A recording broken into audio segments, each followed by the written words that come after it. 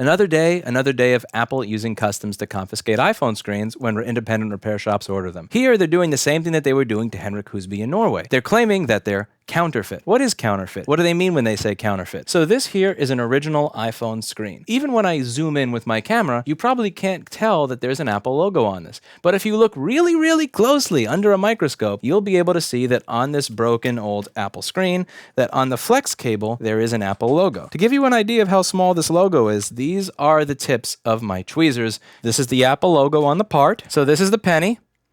And this is the Apple logo. The purpose of the logo is branding, so that you know that this is an iPhone, this is an S7, this is an HTC. The purpose of putting a logo on a part inside of a product doesn't make sense to me. It's not like the consumer is going to know whether it's an iPhone or an HTC based on this, especially when the logo is 1/10 the size of a penny. This is a logo being used as a weapon. This is to notify you that U.S. Customs and Border Protection seized the property described below at the DHL facility, Port of Rochester, New York, on May 5th, 2018. Description of property: 24 Apple iPhone LCDs with an apostrophe S. There's an apostrophe S on LCDs, which is supposed to be plural. Immigrations and Customs Enforcement, not sending their best. 4 LCD screens with UR.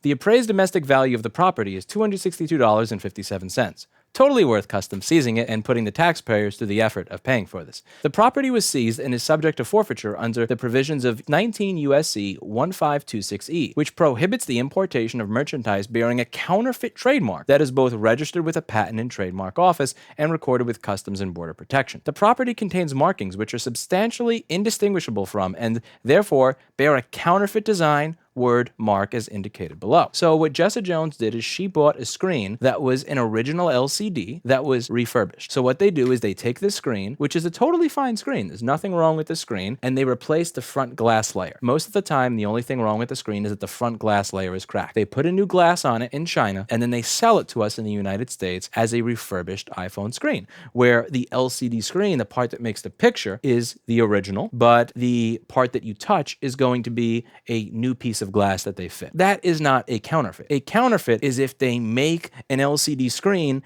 and then they print an Apple logo on it even when that LCD screen was not an original. That's counterfeiting. If I were to manufacture my own LCD screen myself in this workshop and put it together and then put an Apple logo on it and then sell it, that's counterfeiting. If they were to take an LCD screen and were to print an Apple logo on it and then sell it to the United States that did not originally have an Apple logo on it, even that could be considered counterfeiting. But taking a part that originally had an Apple logo on it, that originally came from Apple, and then refurbishing that device and then selling it to the United States without claiming that it's an Apple part, that is not counterfeiting. They're aiming to use the logo as a weapon so that repair can be stopped by abuse of copyright, trademark, counterfeiting, and intellectual property laws. Refurbishing is taking a broken Apple screen, replacing the glass on it, and then giving it back to a customer. If you have a Mercedes car that had Bosch brakes and it broke and you sell it to me, and then I replace those Bosch brakes with Wagner brakes, am I counterfeiting your Mercedes? Or have I refurbished that Mercedes for resale? The problem with precedents like this is that if we let this happen in the smartphone world, this is going to happen in the car world. And if you see what Tesla's been doing over the past few weeks, you'll get an idea that this is what we have to look forward to in every other aspect of our lives if we don't care when it happens to the smartphone. First, they came for the iPhone screen repairers and we didn't do anything.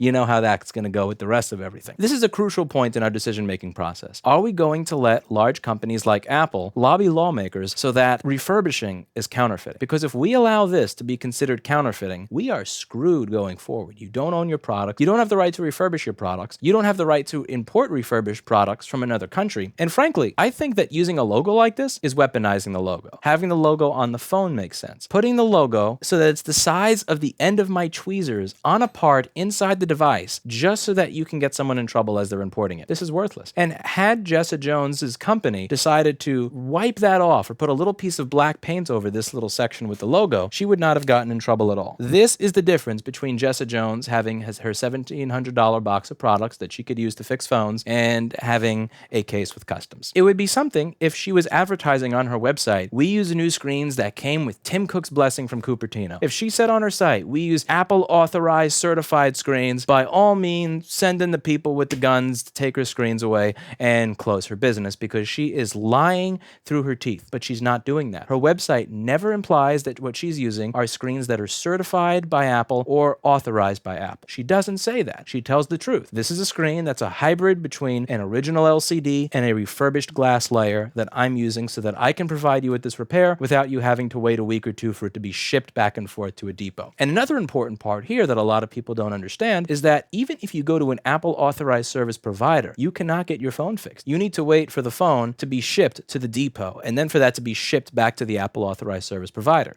Calling Core, Tampa-based Apple specialist. Sorry, like cracked screen or like not turn it on, or what's going on with it? Cracked screen, pretty much. Cracked screen. So those we all have to send out to Apple. So if you're looking to, the only place that's going to do an on-site repair is going to be the Apple Store. Are you fucking kidding me? Oh, so you're okay. So just for the iPhones, so you don't do the iPhone screen repair there?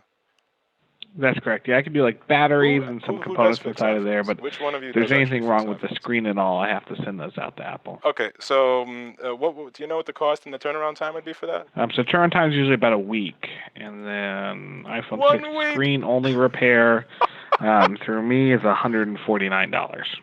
Dude, what I did is I went to Apple's website and product service, I chose iPhone. So I just went here, I went service, I typed in Florida, I went to iPhone, I hit AT&T, and I hit go. You need something called a Horizon machine to do the Touch ID pairing with the newest iPhones. They can't just replace the screen and keep the home button. They have to replace them all as one piece, and this is a mess. So what winds up happening is that they need something called a Horizon machine, which costs anywhere from $10,000 to $250,000, depending on who you ask, to do that pairing. If the Apple authorized service provider does not have that tool, they are not allowed to fix iPhone screens, which means that they have to mail the device to a depot and then wait for it to come back. This can take anywhere from 1 to 2 weeks, whereas an independent service provider replacing the screen takes anywhere between 10 and 30 minutes. Even if you're willing to spend the $10,000 to $50,000 that this Horizon machine costs, and even if you're willing to put in all the investment and time to become an Apple authorized service facility, you cannot buy the tool directly from Apple. Apple only lends this Horizon machine out to a very specific small number of Apple authorized service providers. And if you're not on the list of Apple authorized service providers that get the tool, you cannot fix iPhone screens, even if you're authorized and even if you're willing to pay for the tool. Many people will ask us, why don't you just buy screens directly from Apple? Or why don't you just get authorized by Apple if you want to do these repairs? Why are you buying screens from random people in China where you have to worry about customs? The reason that we do that is because if we want to perform these repairs, there is no other option. Either behind door number 1, we're criminals, but actual working repair technicians, or behind door number 2, we're not criminals, but we're not technicians, we're mail forwarders. And most of the people in this business genuinely want to fix things for people. We don't want to be mail forwarders, and we don't want to tell people it's going to take 2 weeks to fix your phone, because we're not allowed to unscrew the screen and put in another one. And do keep in mind that many of the Apple stores that do offer this service, that do have the machine, often have wait times of several weeks, and many people live several hundred miles from their nearest Apple store. There's a legitimate reason why independent service providers exist, and there's a reason that there's such a high demand for our services, given that the quality and general experience that you get at an Apple authorized service provider is so low. Can you imagine having to wait 2 weeks to get your phone back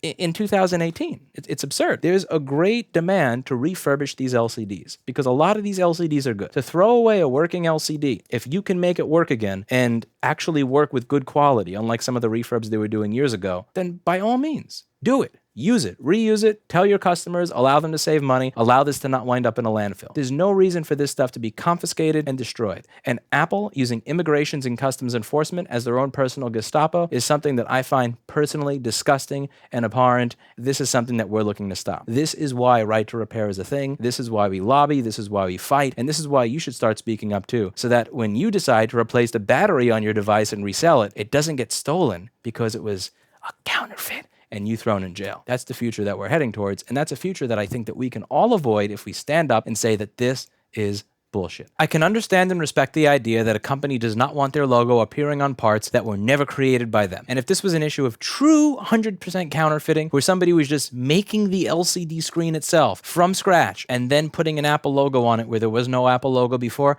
I might even be behind Apple in this. But that's not what's happening here, and this is just going too far. The trademark representative name on file with customs, as per the notice sent Jessa Jones, was Leah Karras, and I'm going to include her contact information over here. She is a brand protection specialist for Apple. Her job is to protect Apple's brand. Let her know exactly how protected you think Apple's brand is as a moral, honest, and upstanding company as a result of the actions that they've taken against Jessa Jones. I could be mistaken, but I believe that Leah Karras may have a small bit of sway as to whether or not Jessa gets back her $1,700 parts order that in no way, shape, or form contains anything that's counterfeit. And I think that if all of us let her know that this is not counterfeit and that this is an issue that will affect whether or not we purchase Apple products or recommend them to our friends in the future, that there's a small chance that these parts will be returned to their rightful owner, Jessa Jones, who paid for them. Apple, listen closely. You've started to go after my friends. That moves this outside the realm of business. That makes this personal. I will help fund the people that you sue. I will support the cause of my friends who you steal from. I will teach as many people as possible how to repair their existing machines so that you lose out on the revenue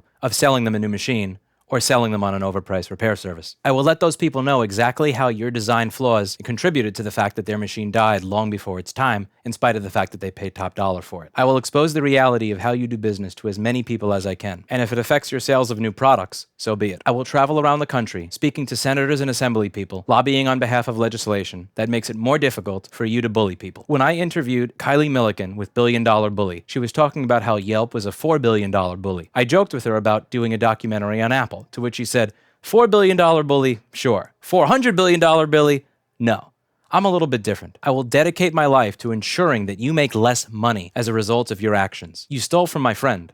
You made this personal. And for that, I'm going to get you.